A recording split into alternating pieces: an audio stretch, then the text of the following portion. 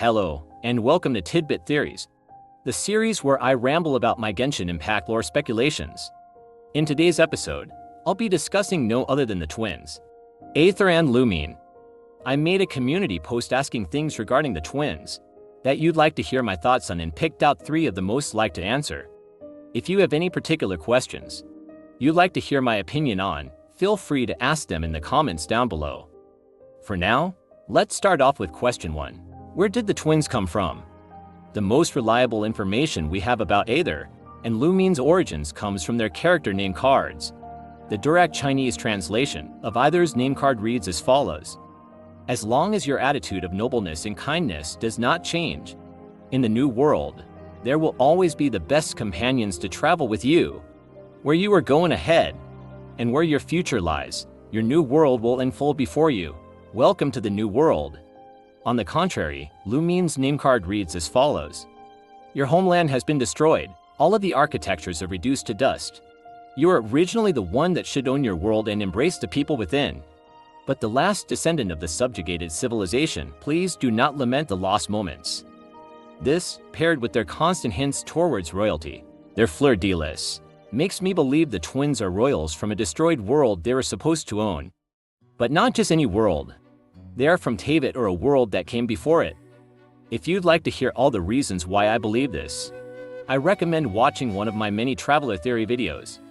But just to name a few, if we look at a new name card added in 4.0 called orbits, we can also see someone talk about the twin stars being called back after finishing their orbital period. Presuming the stars are meant to be Aether and Lumine, Teyvat being the end of their orbital period means they should have started from where Teyvat now is. And for some unknown reason, the traveler's original power is also made up of the 7 elements, another thing pointing at them being related to Teyvat. I also want to discuss the new reputation reward Fontaine wings, which may be subtly hinting at the true nature of the twins. The Wings of Merciful. Wrathful Waters talks about the original Hydra Dragon Sovereign, who served as the heart of the primordial sea, but after the dragons were defeated, the Envoy of Celestia, who I presume to be the Shade of Life, went down and created another heart, that heart being Ichiria. The new heart was described as follows: that heart had like nobility into a dragon, but lacked its outer form, and had the majesty of a god, yet was bereft any divine duty, and although it was created by a ruler of humans, its substance and essence were all original matter from this world, entirely without outside elements. In other words, although supposed aliens created the new heart, it was still made with the same elements of Teyvat. It's possible that the twins are the primordial humans Rhindaughter has been trying to recreate, but I'll go off on a tangent if I start discussing that possibility.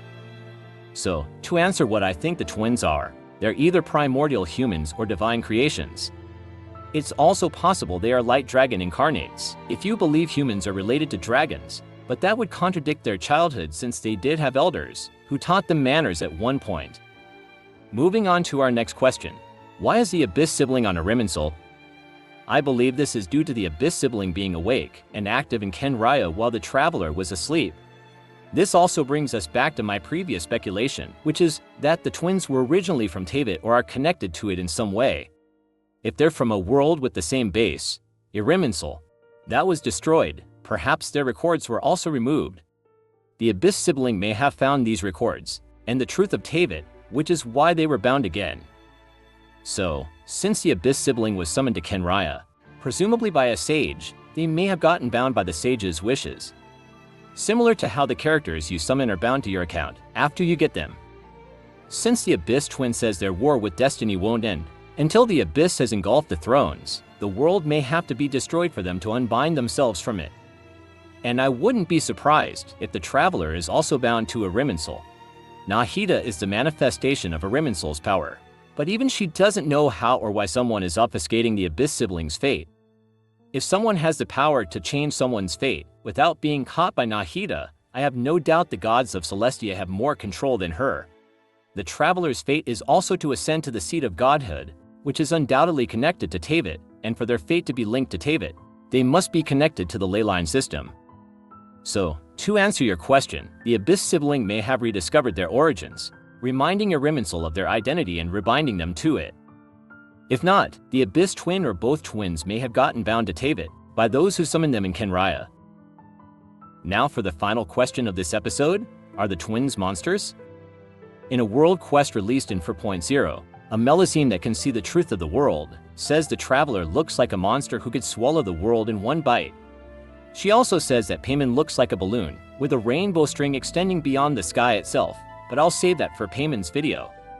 The dark serpents in the chasm also refer to the traveler as Calamity and say they're a friend of the tyrant, known as Fate. But the Abyss sibling may also unintentionally cause calamity. In the Caribert Archon quest, Clather speaks of how the people of Kenrya thought the Abyss twin would help them prosper, but says they brought something else which wasn't good, which may have been the Cataclysm. And with the many cases of civilizations being fated to end in destruction, calamity, I can't help but wonder if the twins will bring calamity to all of Teyvat.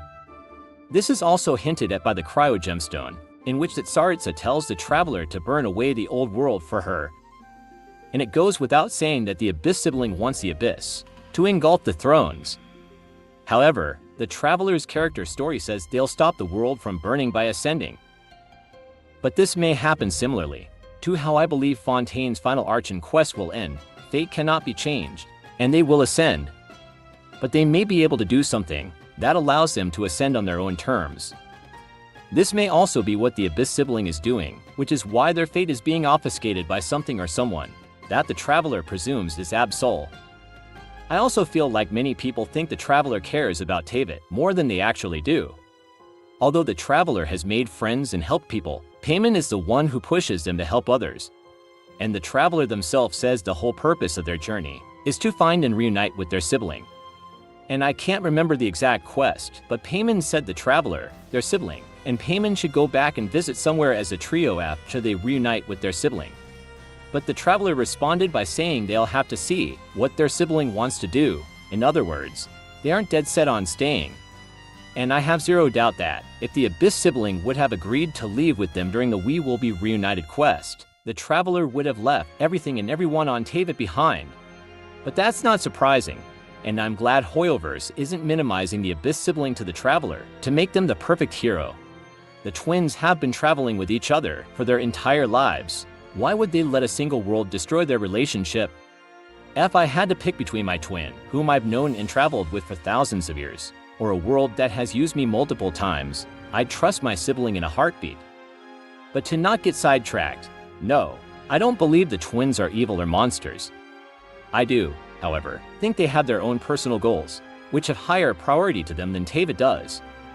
Why is the Abyss sibling more focused on the revival of their homeland than reuniting with their sibling?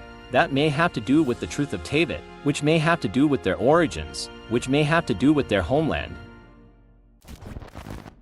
But who knows? I could be completely wrong, and the traveler could leave their sibling for Teyvat. Those were just my speculations and ramblings, so take them with a grain of salt. But I would like to see what you all think, so be sure to comment on what you think of the twins down below. Thank you all for listening. If you enjoyed my tidbit theories, please consider leaving a like and or subscribing. I hope you all have a great rest of your days, evenings, and nights. I'll see you in Kenrya.